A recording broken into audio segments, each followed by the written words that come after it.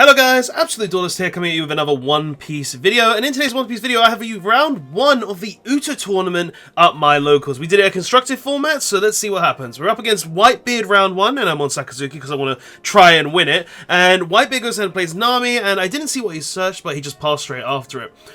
We discard Manchuri, go ahead and draw, get a brand new, looking at the top 3 cards, and we add a Hound Blaze. Good card to add there because it will allow Sakazuki to go ahead and hit that Whitebeard for free.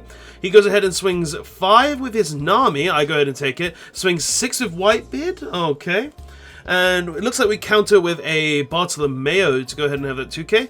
Our turn comes around again, and let's see what we're going to do.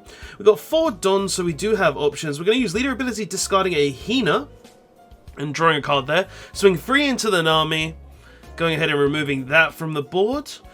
Okay, and it looks like we're going to think what we want to use it on. We're going to play 4 to go ahead and play Borsalino. Alright, not bad, not bad. I could have probably played that Hina though, to go ahead and have some tempo, and then be able to swing still. But he goes ahead and plays his Marco, getting rid of the Branu there, and then passes turn right after swinging, which I believe we countered.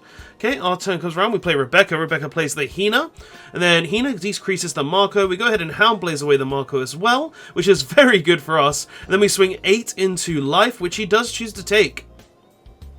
Alright, next turn comes around. Whitebeard is on 7 Don. So what is the Whitebeard player going to do with 7 Don? Like, he has tons of options. He can play an Ace, which could decrease 2 cards to get some damage in on life. He could go ahead and maybe set up some blockers, but he's going to swing 6 into the Hina or something. And I could choose to counter that with a Suru. Okay. He rests 1, plays an Izo, which will let him look at the top 5 cards of his deck, and will he grab? Like, tons of options as always. He could grab Marcos, he could grab counters. He goes for Great Eruption, which is going to straight use on my Rebecca. Very unfortunate for us, because like it seems that Red does have a lot of ways to deal with the Rebecca, but he's going to play a Rush Luffy, swinging into the Hina, which I just allowed to die. And then he rests, and then he rested the Don that he needed to rest for the Luffy. Okay, passes turn after that.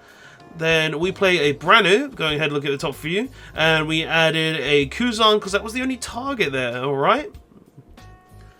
Let's see what we're going to do after that, because we do have 8 Don, or 6 Don to go ahead and mess with. So what would we like to do with this 6 Don? That's the question. We could go ahead and do a big swing into this Luffy, which wouldn't be a bad choice. But is it worth it? Like, would you prefer to swing into life, or would you prefer to maybe play the Kuzan? That's my full press right now. But we're going to discard the Kuzan instead. Okay. Interesting. And we're going to rest 1 to go ahead and Ice Age, and then play Lucci to kill both of his characters. Okay. Not bad. We gone ahead and got rid of 2 characters. Then we can still swing with the Leader ability. Well, with Leader, with that last Don that we have as well. But we didn't swing with Leader. Oh no, we didn't swing with Leader. That's such a big misplay on my part. How did I not do that? I could have put the 1 Don under Sakazuki, swang into lead. Oh. Watching this back now, I just feel so silly. Because that could change the entire game. Okay, so... Oh, actually, no. I know why I didn't swing, but he's going to play his ace. And I didn't swing because I didn't want to give him the last life for free. That makes more sense. Okay. Man, my brain was just like, why did I do that? But no, I know why I did that now. Okay, so he goes in and swings with Marco, Ace and Whitebeard. We blocked one of them and took the other.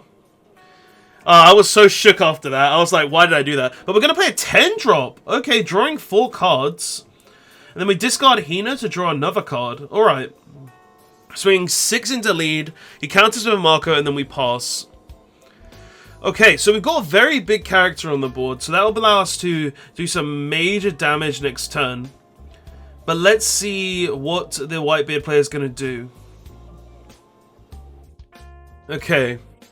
Like, there are options into our plays right now. Like, he could always go ahead and try to go for game this turn, which isn't good for me, but I think would not be the end of the world, right? So he's going to swing 7. We're going to counter. Okay. He's going to swing 7 again, which we do take. And then he plays Rush Luffy, swinging again, which we counter. Okay. Then we draw for turn. Okay, so how are we going to play this turn out? Because we need to kind of deal with the board. He does have 4 Don up, so it's not like we can go 22 into life. Because even though that would probably deplete his entire hand, we would only have the Lucci to swing left.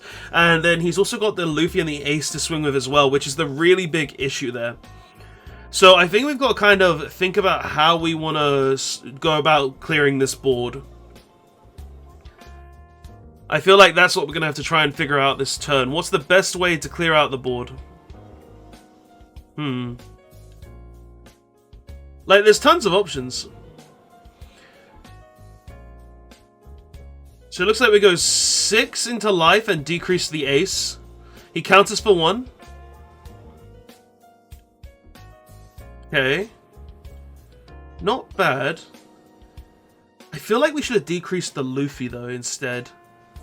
Because if we decrease the Luffy, then it would make it easier to remove that. Well, maybe we're going for a play where we remove both? It looks like I am organizing my Don a bit to try and figure out how exactly I want to do this. But we swing 12 into the Luffy. Alright.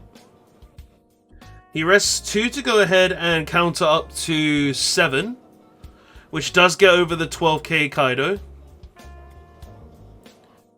And then we do have a lot of Don left. So we've got the ability to swing with Lucci left. But he still has 2 Don up. And 9 on top of the Lucci would be just 2 Rad Beams and a decent chunk. And it looks like he's got 6 cards in hand, maybe? So how can we play around that? That's the question. Can we get around his hand to go for game this turn? So we're going to Great Eruption without resting the Don. But no, okay, so I forgot. No, what I probably did was I used Great Eruption with the Sakazuki leader ability. So I discarded Great Eruption instead of using it. Okay. That's most likely what I did there. That's why I didn't use a Don. So rest 2 after playing the Rebecca to Houndblaze away the Luffy. Okay.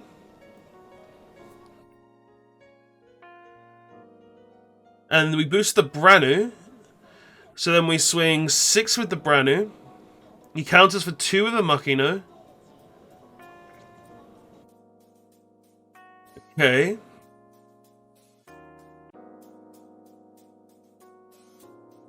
So we have a couple of cards left. We have Don left. We can swing 9 with the Lucci. Like, the main thing now is, I think the only way we actually lose this is if we have a way to remove the Rebecca. But it looks like we're Houndblazing and swinging for 10. Okay, so we had double Houndblaze.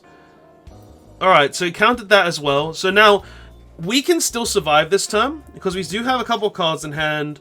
And that is where the icing on the cake goes in, where he plays a Robin, gets with our Rebecca, and I don't think we can survive. We only have 3 cards in hand. It looks like he's swinging a massive number with the Ace, and we don't get it. And we only have enough for 5k counter in hand.